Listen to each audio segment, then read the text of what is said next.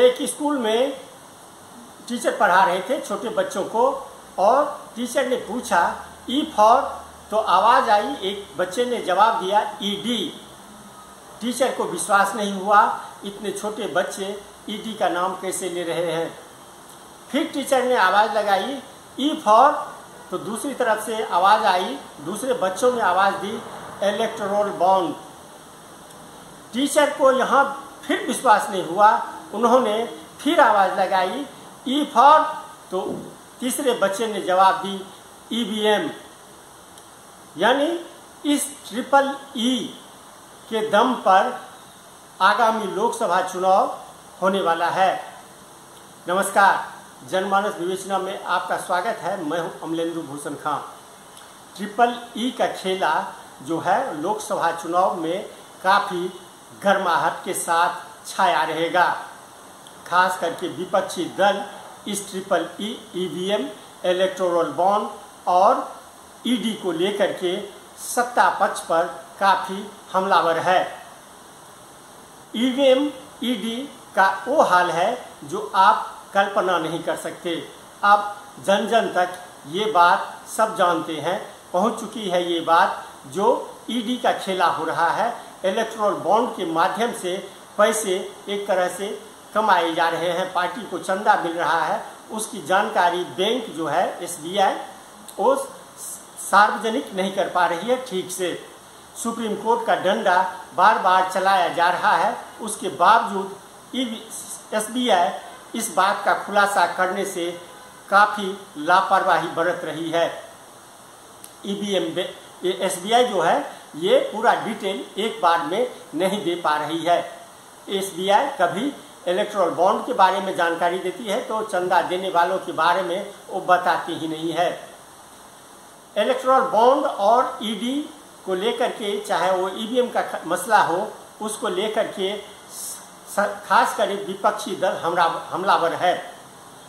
विपक्ष का कहना है जो ईडी, ईवीएम और इलेक्टोरल बॉन्ड के माध्यम से सरकार विपक्ष को दबा नहीं सकती। राहुल गांधी ने इसको लेकर के जो कहा वह काफी चौंकाने वाली बात है। नरेंद्र मोदी चुनाव नहीं जीत सकता है। इलेक्शन कमीशन से हमने कहा कि एक काम कीजिए, विपक्ष की पार्टी को ये मशीनें दिखा दीजिए, इसमें से कागज निकलता है। वोट मशीन में नहीं है, वोट कागज में है। ठीक है, आप मशीन चलाइए मगर कागज की भी गिनती कर दीजिए। इलेक्शन कमीशन कहता है नहीं, कागज की गिनती नहीं होगी। क्यों नहीं होगी? कैसे नहीं होगी? सिस्टम नहीं चाहता कि ईवीएम की गिनती हो जाए। हर संस्था में है, ईडी में है, सीबीआई में है, इनकम टैक्स डिपार्टमेंट में है। मैं आपको बता रहा हूं, हम केस लगाएंगे। लगाओ केस, मुझे कोई फर्क नहीं पड़ता। क्या कर लोगे मेरा? ईडी वाले आए, 50 घंटे बैठा दिया, अंत में पता क्या बोलता है ईडी का ऑप्शन? मुझे पता क्या बोलता है? कहता है राहुल जी, आप किसी से नहीं डरते हो, आप नरेंद्र मोदी को हरा सकते हो। मगर मैं राहुल गांधी नहीं हूं। आप ये मत सोचो कि मैं राहुल गांधी हूं। आप ये मत सोचो कि उद्धव ठाकरे हैं। ये नहीं है, ये हिंदुस्तान की आवाज है। चुनाव आयोग के जो सर्वे सर्वा है, यानी राजीव कुमार जो है मुख्य चुनाव आयुक्त, उनका जो दलील है, उनकी जो दलील है वो भी आप सुनिए और डिसाइड कीजिए जो ये ईवीएम में क्या गड़बड़ी नहीं हो सकती है। उनका दलील है, वो जो दलील देते हैं, जो सुप्रीम कोर्ट ने इतने बार विपक्ष को फटकार लगाई, तो इतने बार ये याचिका दायर की गई, उसे खारिज किया गया, कई लोगों पे तो जुर्माना लगा दिया गया, और वो उसके बाद से इसमें एक पुस्तक भी इसको लेकर के छपाया गया है। अब आप राजीव कुमार की बात को सुनिए और अपना निर्णय लीजिए। चार्ट भी लगाया है कि कितनी बार सत्ता में रहने वाली पार्टियां ईवीएम ने बदल दी। तो मुझे भी ईवीएम पे फिर मैं रात सोच रहा था ये प्रश्न तो आएगा जरूर, तो फिर रात को मैंने कुछ लिखा अपने हाथ से, वो फिर आपको सुनाता हूं। अधूरी हसरतों का इल्जाम, अधूरी हसरतों का इल्जाम हर बार हम पर लगाना ठीक नहीं। ये ईवीएम कह रही है, मैं नहीं कह रहा हूं। अधूरी हसरतों का इल्जाम हर बार हम पे लगाना ठीक नहीं, वफा खुद से नहीं होती, खता ईवीएम की कहते हो। मैं इसके बारे में सोच रहा था तो मैंने कुछ चंद लाइनें लिखी थी जो आपको बताना चाहता हूं। झूठ के बाजार में रौनक तो बहुत है, गोया बुलबुले जैसी तुरंत ही फट जाती है। पकड़ भी लोगे तो क्या हासिल होगा सिवाय धोखे के। तो उसको थोड़ा रोक के देखें, समझ लें आगे बढ़ाने लायक है कि नहीं है ना। इस बात से और बीच बीच में आरोप भी लगते रहते हैं। हम वहां गए थे तब भी हमसे लोगों ने कहा कि हमें तो सुप्रीम कोर्ट जाना पड़ा, आपसे कैब को कहलवाने के लिए इलेक्शन करेंगे और आप क्यों नहीं कर रहे। तो पहली बात, आपने इतने समय से क्यों नहीं किया। तो पहली बात मैं सबके सामने ये इसको स्पष्ट करना चाहता हूँ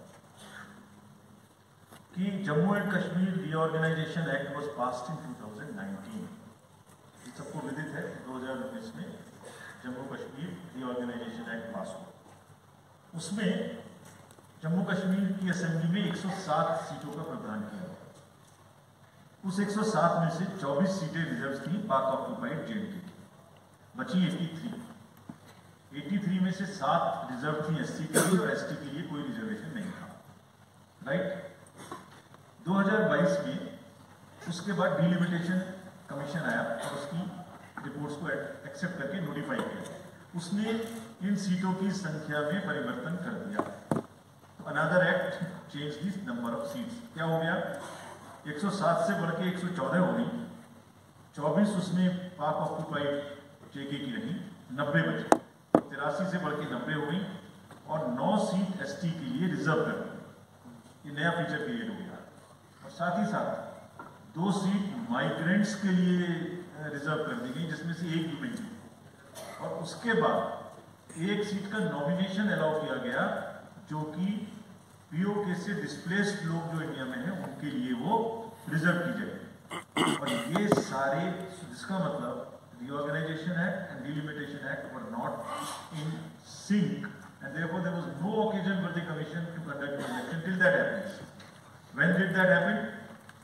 That happened in December 2023 by amendment in the J&K reorganization. तो हमारा मीटर कब से चालू हुआ है?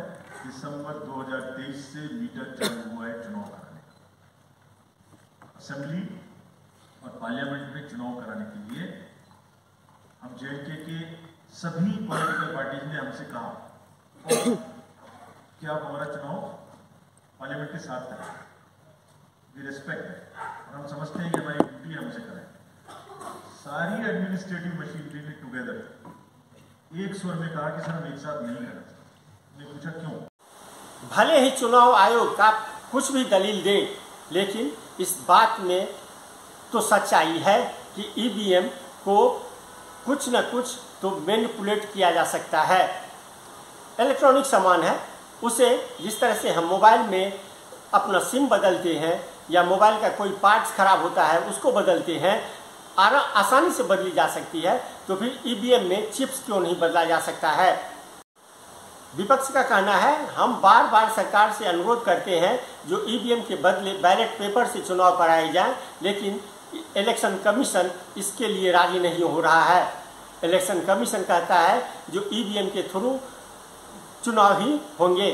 ईवीएम बैलेट पेपर से चुनाव करवाने में काफ़ी कठिनाई है और ऐसा नहीं हो सकता। अब बैलेट पेपर के जरिए चुनाव होने पर बूथ रेगिंग यानी जो कब्जा है, बूथ कब्जा करने की परंपरा जो है वो फिर से शुरू हो जाएगी। बूथ कैप्चरिंग का जो फार्मूला है वो तो अब भी चल रहा है। 10 लड़के लाइन में लग जाते हैं और मतदाताओं के, विभिन्न मतदाताओं के नाम पे वो वोट गिराते हैं। प्रिजाइडिंग ऑफिसर, पोलिंग ऑफिसर कुछ भी नहीं कर पाते हैं। इसी बात को लेकर के कांग्रेस पार्टी के नेता दिग्विजय सिंह ने काफ़ी कुछ कह दिया चुनाव आयोग को। सॉफ्टवेयर के आने के बाद 1998 के बाद सॉफ्टवेयर कंप्यूटर में आया है। जब सॉफ्टवेयर आ गया तो ऑपरेटर का कमांड आपकी मशीन नहीं मानेगा, वो तो सॉफ्टवेयर के कमांड की मशीन आदेश मानेगा। तब से इसकी संभावना और बढ़ जाती है। अब हमसे कहा जाता है कि साहब ये तो कांग्रेस पार्टी ही लाई थी इलेक्शन ईवीएम मशीन, हम लाए थे, तब वो बड़ा सीधा सा था, बटन दबाओ काउंट होता था। हम तो तब से इसका विरोध करते, भाई हमको इस पर भरोसा नहीं है, क्योंकि जिस मशीन में चिप लगा हो वो कंप्यूटर का आदेश मानेगा, हमारा आदेश नहीं मानेगा। इन सब बातों को साथ लेकर आज पूरे देश में ईवीएम के खिलाफ एक माहौल बन चुका है। अब 3 बड़े साधारण सवाल commission, citizen commission of election ने 3 बेसिक सवाल पूछे। इलेक्शन कमीशन ये बार बार कहते कि चिप हमारा जो है वन टाइम प्रोग्रामेबल चिप है, कोई भी छेड़छाड़ करेगा तो वो it will burn out itself. लेकिन अब वीवीपैट आने के बाद तो it is no longer a one time programmable chip, it is a multiple programmable chip. अब ये माइक्रोचिप कहां से आता है ये भी हमें नहीं मालूम, हमने पूछा उसका कोई जवाब नहीं दिया। दूसरी बात कहते हैं कि स्टैंड अलोन मशीन है, यानी कि इसका इंटरनेट से कोई कनेक्टिविटी नहीं होती, इसकी हैकिंग नहीं हो सकती। लेकिन हमने पूछा कि अगर ऐसा सही है तो आप सिंपल लोडिंग यूनिट के माध्यम से वीवीपैट मशीन पर कैंडिडेट के नाम और सिंबल लोड करते हो, ये करते हो आप कब? विड्रॉल डेट के बाद। 2 नॉन ऑफिशियल्स आते हैं हमारे भारत इलेक्ट्रॉनिक्स के भी ईसीआई, वो कौन आते हैं क्या आते हैं किसी को नहीं मालूम, और वो सिंबल लोडिंग यूनिट के लिए इंटरनेट कनेक्टिविटी मांगते हैं और इंटरनेट कनेक्टिविटी के माध्यम से सिंबल लोड होता है। तो हमने कहा कि भाई आप हमको ये तो बता दीजिए कि आपका सिंबल लोड कैसे होता है वीवीपैट मशीन। उसका कोई उत्तर नहीं। सीधी सी एक बात है, 3 यूनिट है आपके, बैलेट यूनिट, वीवीपैट यूनिट और कंट्रोल यूनिट। पहले जो वीवीपैट आने के पहले बैलेट यूनिट कमांड भेजता था कंट्रोल यूनिट को और वो वोट रजिस्टर हो जाता था, गिनती हो जाती, उसमें गुंजाइश नहीं, वो स्टैंड अलोन मशीन। वीवीपैट में तो सॉफ्टवेयर जो डाला है वो सॉफ्टवेयर आज भी सीक्रेट है। कौन सॉफ्टवेयर कौन ने बनाया, कौन ने उसमें डाला, क्या है, ये गुप्त रखा गया है। क्यों गुप्त रखा गया है? इलेक्शन कमीशन कहता है कि अगर ऐसा हो जाएगा तो इसमें कोई भी छेड़छाड़ कर सकता है, यानी कि छेड़छाड़ की गुंजाइश इलेक्शन कमीशन खुद स्वीकार करता है। तो हमारी मांग यही है कि आप सॉफ्टवेयर को ओपन पब्लिक डोमेन में लाइए और रैंडमाइजेशन जब होता है तो उसमें आप इसको उजागर करिए। अब रैंडमाइजेशन में कौन सा मशीन कौन सी विधानसभा के कौन से पोलिंग बूथ पे जाएगा, ये जिला निर्वाचन अधिकारी पहले तय किया करता था, लेकिन अब ये रैंडमाइजेशन भी सेंट्रल इलेक्शन कमीशन, जो ईसीआई हमारे इलेक्शन कमीशन ऑफ इंडिया है, वो ये तय करता है कि कौन सी मशीन कौन सी असेंबली में कौन से बूथ पर जाएगा। तो ये भी एक, इसका भी हमको उत्तर नहीं मिलता। लबोलबाब इसका ये है कि आखिर में एक प्रश्न हमारा और उठता है कि आपने बैलेट यूनिट बनाया है, वो मेरे मत का आदेश लेता है कि दिग्विजय सिंह जी ने फला बटन दबाया जो फला पार्टी का है, उसमें चिप नहीं होती है, वो संदेश कहां जाता है? वीवीपैट में। क्योंकि कनेक्टिविटी बैलेट यूनिट की होना चाहिए था कंट्रोल यूनिट में। भाई हमारा जो आदेश है वो कंट्रोल यूनिट डायरेक्ट ही जाना चाहिए ताकि वो काउंट में आ जाए, वो वहां नहीं जाएगा, वीवीपैट में आएगा। अब 60 सेकंड के लिए पहले तो दिखता था, अब लाइट जल रही है तो दिखता है, लाइट बंद होकर नहीं दिखता है। और उसके बाद ये हमसे कहा जाता है साहब आपका वोट डल गया, अब आप जाइए। अब हमने देख तो लिया 60 सेकंड के लिए, बाद उसके बाद वीवीपैट मशीन के अंदर वीवीपैट गिरी नहीं गिरी हमको नहीं मालूम। अगर ये ईमानदारी होती इसमें तो बैलेट यूनिट कनेक्ट होता कंट्रोल यूनिट को, कंट्रोल यूनिट फिर मैसेज भेजता वीवीपैट को ताकि प्रिंटर होता वीवीपैट। तो इसलिए आज भी अगर हम लोग मांग करते हैं, सुप्रीम कोर्ट में मांग चल रही है कि साहब 100% वीवीपैट स्लिप के काउंट होना चाहिए, वो हमेशा एक ही होगा। कंट्रोल यूनिट को दोनों उस तरह से कमांड कहां से जा रहे हैं, बैलेट यूनिट से कमांड नहीं जा रहा है, वीवीपैट के सॉफ्टवेयर कमांड कर रहा है। जो फिगर कंट्रोल यूनिट में आएगा वही वीवीपैट स्लिप में आएगा। इसलिए उसका हल वो नहीं है, उसका हल ये है, हमने तो कहा है कि हमारी पहली मांग है बैलेट पेपर से चुनाव कराइए। और इंडियन नेशनल कांग्रेस के एआईसीसी का रेजोल्यूशन 2018 का, उसमें ये हमने मांग की हुई कि हमको भरोसा नहीं है ईवीएम पर, बैलेट पेपर से चुनाव कराया जाना चाहिए। ये यूनानिमस रेजोल्यूशन है एआईसीसी का 2018 का, जिस समय राहुल गांधी जी अध्यक्ष। आज के लिए बस इतना ही, हमें दीजिए आज्ञा। नमस्कार। आप मेरे चैनल को जरूर लाइक करें और सब्सक्राइब करें। आपका बहुत बहुत धन्यवाद।